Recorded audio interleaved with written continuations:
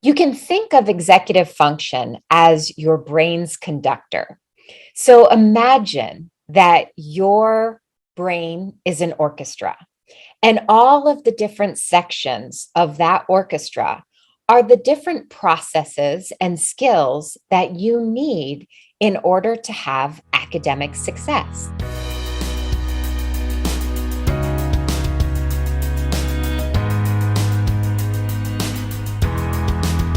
And my name is Gwen, and today we'll be discussing how executive function affects academic achievement. We'll talk about what executive function is, how it affects learning, and what you can do, some steps you can take today to help foster strong executive function.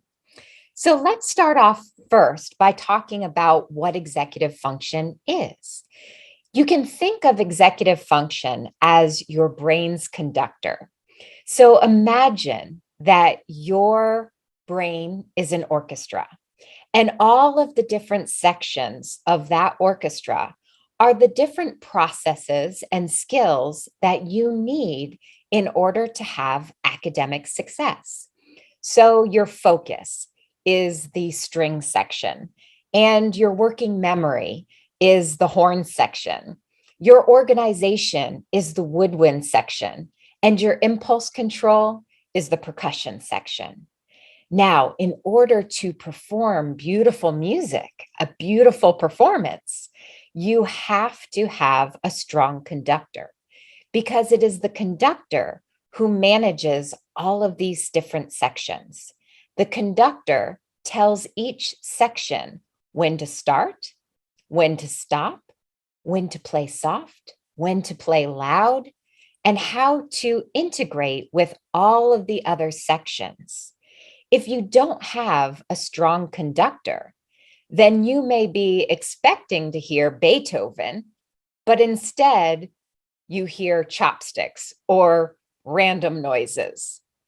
Your brain needs a strong conductor, and executive function is that conductor.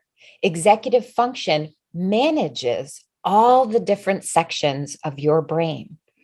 So you may be thinking to yourself, my child is so bright and yet struggles. My child is so smart. My daughter has so much creativity, has so much potential. And you see these glimpses where your child can focus. Your child may be able to even hyper focus in some situations. You may see times where your child has an amazing memory capacity. And so you expect, because you see all of these different sections are there, so you expect high performance. You expect them to excel in school. And yet, because there is no conductor, because there is weak executive function, there's no one to manage those different sections, then you're receiving low performance. You're receiving calls from school. You have a child who's very bright, but says they hate school. So, executive function is your brain's conductor. And it is important that we help support development of strong executive function so that we can bring all of those pieces together, manage all of those different sections, and perform consistently. Now, no one is born with strong executive function. However, we are all born with the potential to develop strong executive function. Executive function actually starts to develop in early childhood when your baby starts focusing on objects. That is the moment, that is the very first step to developing executive function. And executive function continues to grow and develop through the teen years and early adulthood. Executive function really isn't fully developed for most people until their mid to late 20s.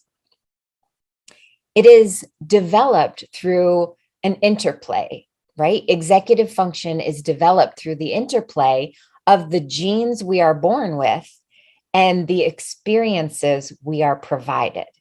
So it is critically important that we take steps in order to foster strong executive function from early childhood. And many of you have seen yourself do this naturally, right? You have a child, a young toddler, and you play games such as Duck, Duck, Goose and Mother May I and Red Light, Green Light. And you think these are just simple, fun games. But actually, those little games that you play, the repetitive songs that you sing when they're toddlers, is developing executive function. You're working on skills such as focus and memory and impulse control. So it's important we have these experiences for our children in early childhood. And remember that it is especially important to continue to foster and help support those skills as they go through those critical teen years, because strong executive function is an indicator of success later in life. Now, you may be thinking to yourself, well, I have great genes and I've experienced all of these, or I've provided all of these experiences, and yet there's weak executive function.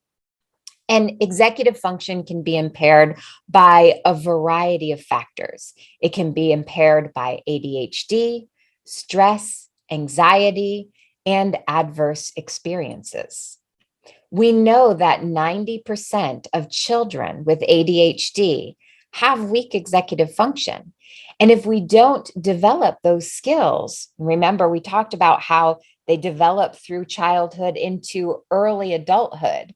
So if those skills aren't developed in early adulthood, we tend to carry those into the workplace, right? Instead of having difficulties with school, we see that we have difficulties in the workplace or with relationships or at home.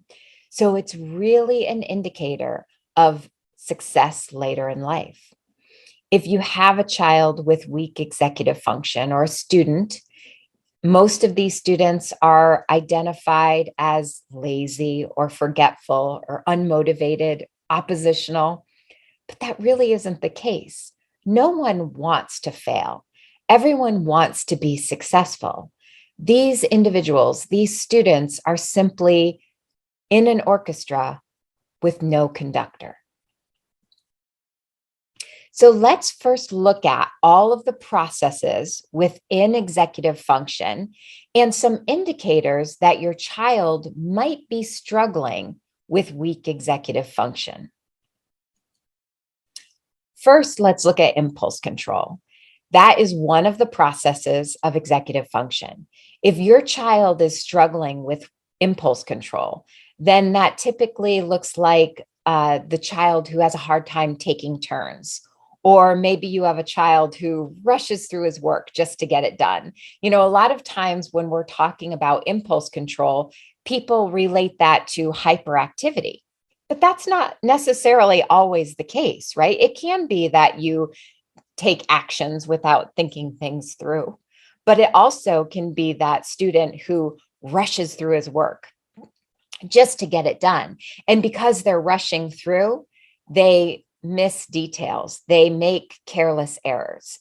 That's weak impulse control. Emotional control. If you have a child that's struggling with emotional control, then you probably see that that child typically overreacts to certain situations. They have trouble dealing with criticism or mistakes. So you might have a situation that to you seems rather small, but suddenly your child is having this big explosive reaction to that situation. That simply means they're struggling with emotion control. Flexible thinking. This is a big part of executive function. Flexible thinking is that ability to transition from one situation or task to another, to easily go between tasks. So if you have a child or a student who's struggling with flexible thinking, then they have a hard time generally with those transitions, and they may seem to get very easily frustrated. Working memory. This is a big one we talk about a lot. Working memory. If your child is struggling with working memory, then they may have difficulty remembering instructions or have a hard time with reading comprehension. You may notice that your child has to read and reread a passage in order to actually comprehend the information. So it's that ability to take in information and hold that information in your mental workspace, assimilate that new knowledge with prior knowledge, and then give a response. It's very complicated. It's very complex. It's a higher level thinking skill, and it's part of executive function. Self-monitoring. If your child has a hard time with self-monitoring, it will typically mean that they don't review their work before they turn it in. Or maybe they don't necessarily understand how certain behaviors, how their own personal behaviors affect others. Planning and prioritizing, of course, that comes into play a lot of times, especially as our children get older and they have larger assignments, right? They have projects they have to do, they have to research, they have to plan out, and you'll see that they have a hard time really knowing which parts of the projects are important.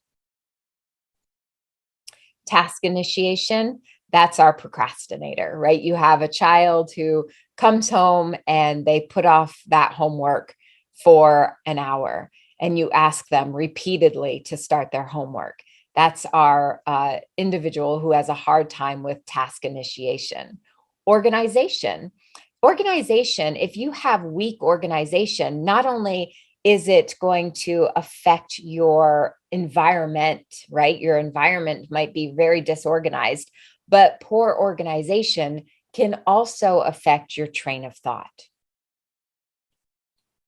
So, those are all of the different areas of executive function.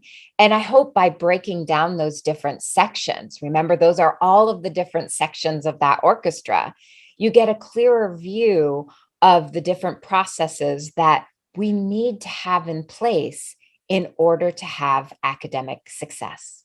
Now, if you are thinking to yourself, well, it does seem that my child or even myself, we struggle with executive function. I'm not really certain if he's struggling or she's struggling any more than his or her peers. So, if you want more information and more in depth look at executive function, we do have an assessment available. And that assessment is called the brief. The brief is a behavior rating of executive function. If you have a child and your child is between the ages of 5 and 13, then you can do an assessment as the parent, or you can give the teacher an assessment to fill out. And that's always interesting because you get to see, your view of your child, what you're observing in executive function on a day-to-day basis at home. And then you also get to see and get a clearer view of how your child is performing executive function at school, which you may not always have the opportunity to view. So that is available. And I say 5 to 13 because if your child is 13 or older, then we can also include a self-assessment, and you can have your child assess his or her own abilities in the area of executive function, which is always interesting to get their self-assessment as well. If you are interested in doing a brief assessment with us, those brief assessments are typically $50, and we include the assessment for each assessment. It's $50, and we include the assessment and also about a 30 to 40-minute follow-up so that we can review the results and talk to you about those different areas, but also offer a plan of action. Because as you know, play attention is specifically designed to help you develop those core skills, the skills that lay the foundation for strong executive function. So if you're interested in doing an assessment for our webinar attendees, typically, as I mentioned, each assessment is $50, but you can receive that at half price. And we will, again, include the assessment, but also that follow-up so that we can review all of the information with you and talk to you about a plan of action. Now, some of you are raising your hands that you're interested, and that's great. But unfortunately, I won't be able to see that after the webinar. So if you are interested in doing the assessment, or at least more information on that, go ahead and type in assessment or assess in the chat box, and we will be certain to reach out to you and give you a little bit more on the assessment opportunity, or actually get you registered for that. It is norm referenced, so we will need a date of birth along with who will be taking the assessment so that we can get the information out to you and look at the results together. Now let's look. We've already looked at why executive function is important. We've looked at the different sections of executive function. So let's talk about the steps we can take to help foster strong executive function. And I know that so many of you here today have probably attended a million webinars. I know many of you here today have attended several of our webinars, which we completely appreciate. But you probably have so much information on executive function, you could write your own dissertation on it at this point. So I wanted to talk about it in possibly a little bit of a different way to give you something new to think about. And that is that strong executive function starts with positive relationships.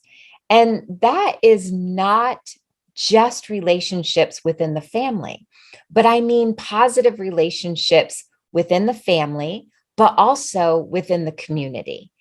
And these positive relationships, in order to foster strong executive function, support their efforts, models skills, engages them in activities that allows them to practice these skills, and also guides them to independence and limits environmental stressors.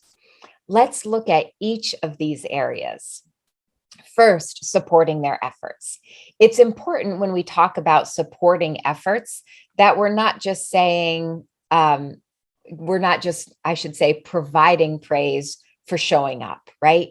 That we're actually supporting and specifically praising the effort that your child put into the activity or the task at hand. Give them an opportunity to discuss how their effort actually led them to success, or at least to finish the task. And, your child may not have performed at a level they wanted. They may not have done as well as they expected. But if you talk about the effort that was put into it, and then what you learned from that process, that is going to support strong executive function. Because remember, part of that is that self-monitoring, that self-awareness. So praise the effort, specifically the effort that was put into the task, and allow them time to reflect. Help them start developing that metacognition they need in order to start thinking about their own thinking. Another really good practice is, especially for teenagers, allow them to discuss with their peers what they believe are the best study methods. And it has been found that when you give them time and opportunity to chat with one another on the effective strategies they're using to study, they will actually implement those study techniques more often. When you are asked to teach someone something, then you have more of a vested interest, right? You actually learn a lot more, and you assimilate that knowledge much better, and you put it into practice. So allow your teenagers to actually chat about effective practices, and not just teenagers. This is any child. You can really start them at a very young age and model how to do that process, but get them talking with each other on effective study habits. Also, remember, it is important that you model strong executive function because observational learning is the earliest form of learning. Observational learning are those behaviors that children learn by viewing and imitating an example. So if you think about a baby learns how to imitate or how to replicate certain facial expressions and understands facial expressions by observing their parents or their caretakers. And as that child grows and develops and ages, that child begins to adopt all of those habits and the behaviors that they observe from their role models. So it is really important that you are modeling as often as you can strong organizational skills, that you have good time management skills, that you model planning. Talk about when you make a mistake and accept those mistakes and what you learned from it, and accept failure with graciousness, right? So you want to start developing that model, be that role model for your child, because your child is always learning by example. So the more examples you provide, the more likely your child is to follow your lead. But you're not the only one, right? Also surround your child with other professionals or relatives or peers that can also model strong executive function.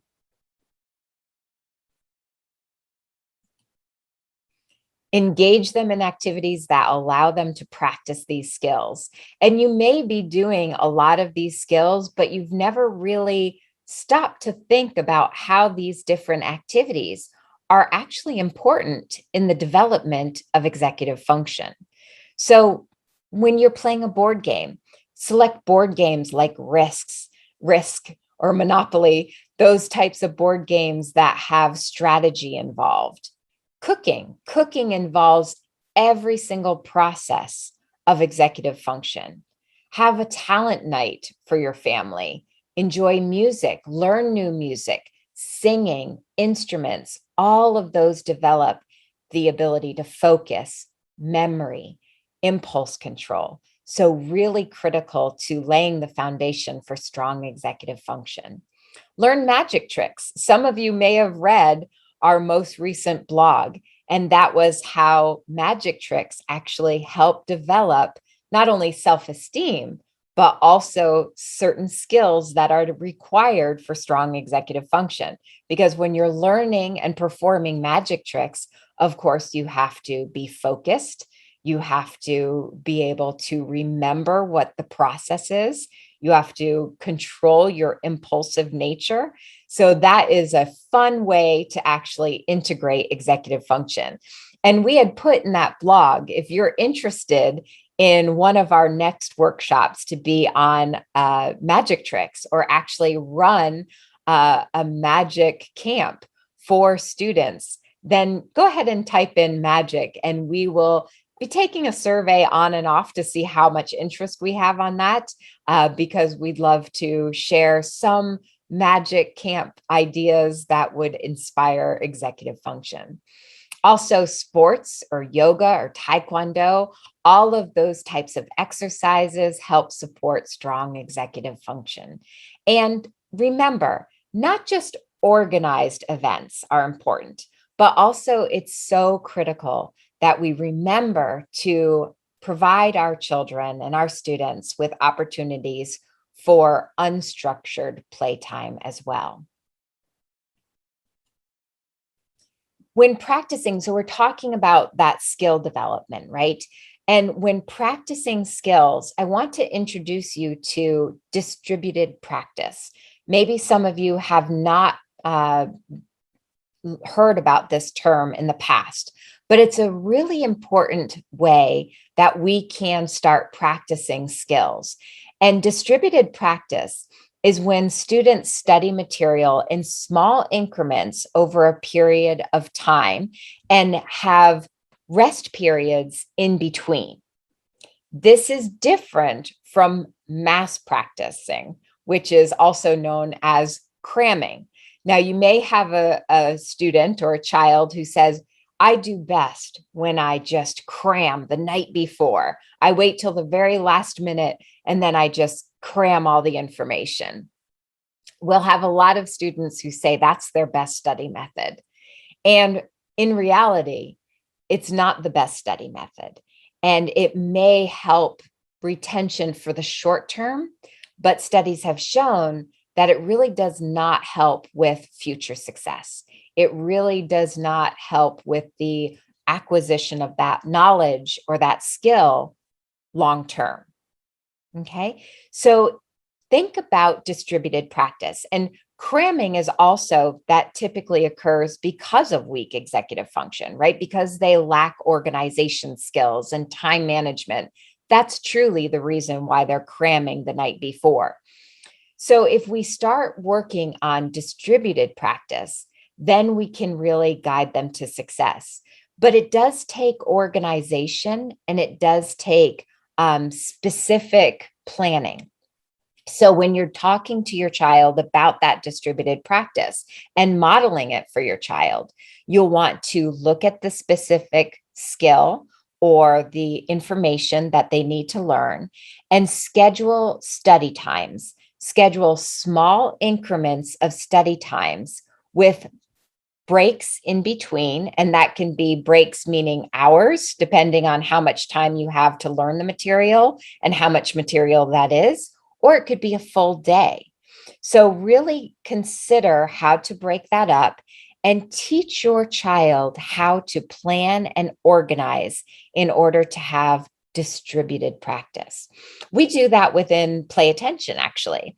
We recommend that you work at least an hour per week. And typically, most of our clients will work 15-minute blocks of time, and they'll have rest periods in between. So they might do Monday for 15 minutes, and then Wednesday for 15 minutes, and then Friday for 15 minutes. So they do small increments over a long period of time to assimilate those skills so that we can have those skills for a lifetime. So think about that when you're talking to your child, especially your teenagers who are having a hard time with skill acquisition and study habits. Think about that distributed practice. And we want to, of course, get them to a point where they're independent. And independence really occurs when we inspire internal motivation, right?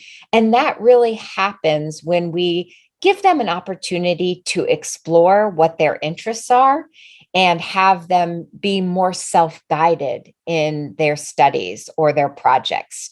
So make certain you provide your students with opportunities to find their interests and give them opportunities to do projects or be involved in community events where they are learning and planning and prioritizing. And if it's of their interest, then you're going to be guiding them into independence. And finally, limit environmental stressors. Environmental stressors, as we discussed earlier, negatively affects executive function.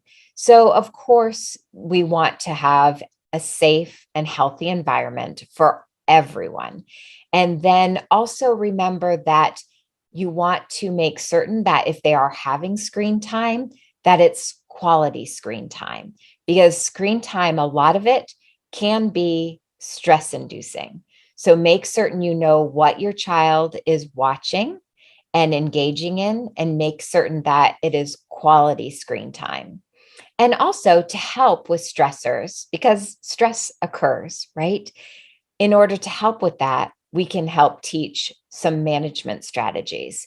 So teach your child how to do breathing exercises or some mindfulness exercises. Play Attention has a wonderful mindfulness application called Lotus, where we actually give you a visual representation of what it means to be in the present moment. So it's a wonderful way to teach mindfulness and help you or your child manage stress. So finally, after looking at all of these different areas, we can help you develop strong executive function by pinpointing the different cognitive skills that may be weak right now, but lay the foundation for strong executive function. That's what we specialize with in Play Attention. So it's important, as we talked about earlier, we know that executive function is the conductor of our brain, right? So we know that it has its role, and it's a very important role, not only in academic success, but success throughout our lifetime. And in order to foster that strong executive function, it's an interplay between the genes we are born with and the experiences we are provided. So we're going to model strong executive function. We're going to provide them opportunities to practice those skills. We're going to give them effective praise for their effort. We're also going to limit stressors, and we're going to teach them good study habits. And then we can also start a Play Attention program, because Play Attention is a program, a comprehensive program that actually integrates NASA-inspired feedback technology with cognitive skill training and behavior shaping to provide you with the most comprehensive approach available. So you see that body wave armband on our student's arm here. That body wave armband, and I'm going to share it with you here. That armband has 3 sensors right on the back. And those sensors monitor your brain activity that tells us how attentive you are. And then that information is given over to the computer, where you're allowed to control all of these cognitive exercises just with your mind, or more specifically, your attentive state alone. So, as we discussed, it's an interplay between the genes you are born with and the experiences you are provided. So, Play Attention provides you an opportunity to experience your attentive state in real time. You actually see your attention, you feel what you're doing, and you practice very specific skills that are necessary for strong executive function. So, in every single Play Attention session, you're going to be working on a customized plan that addresses attention, task completion, processing speed, impulse control, working memory, auditory processing, social skills, and much more. If you want to learn more about Play Attention, and I know many of you here today are current clients, so maybe you're looking at some of the add-on modules that we have, from auditory processing down to working memory, and thinking about how you can expand your current program. But if you'd like more information on starting your Play Attention program and helping yourself or your child or your clients or students develop strong executive function, then you may want to attend a one-on-one consultation. We have one-on-one consultations available where we'll talk about your specific needs, talk about the different areas that right now may be weak for you, and develop a plan of action. How can we help you develop those skills you need for academic success, workplace success, and just overall success in life in general? That's what we can do for you. So there are a few last steps that you can do. One, of course, if you have not yet started your Play Attention program, we can go ahead and help you get started. If you would like to schedule a one-on-one consultation and talk about your specific needs a little bit more and learn a little bit more about how Play Attention can help, just type in consult, and one of our advisors will reach out to you to schedule a time where we can learn a little bit more about your specific needs and help you. If you are interested in that brief assessment that we talked about earlier, the assessment of executive function, just type in assessment. I know many of you have already typed in assessment. And remember, if you type in assessment, you will also receive that consultation with it, because we will not only provide you with the assessment, but we'll also provide you an opportunity to review those results with us and talk about a plan of action.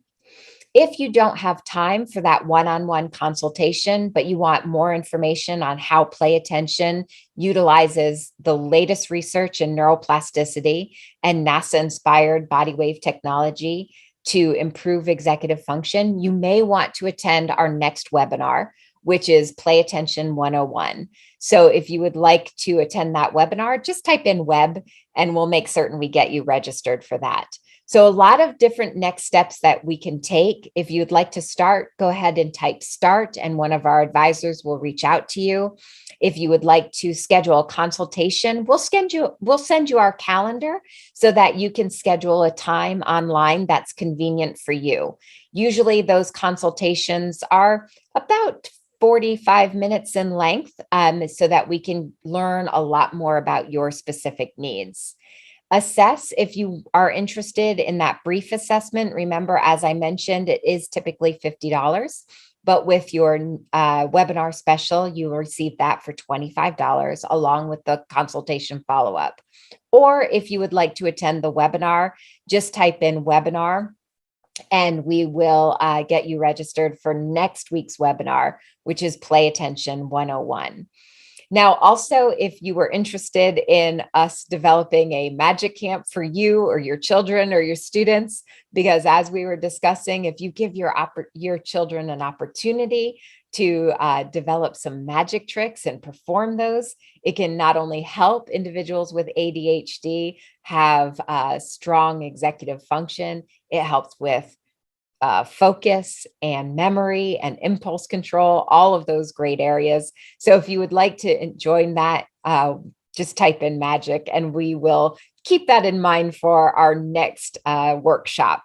Now, also, if you have not seen yet, we are running an 8-week ADHD holiday survival challenge. And this challenge starts next week. It is a series of videos where we give you some strategies and some tips on how to survive the holidays. So we'll be talking about nutrition, we'll be talking about organization skills, we'll discuss mindfulness, we'll be discussing planning, all different types of skills that we'll be discussing in videos throughout the next few weeks to help you survive the holidays. If you're interested in joining that holiday survival challenge, then just type in holidays and we'll make certain to get you registered if you have not yet registered.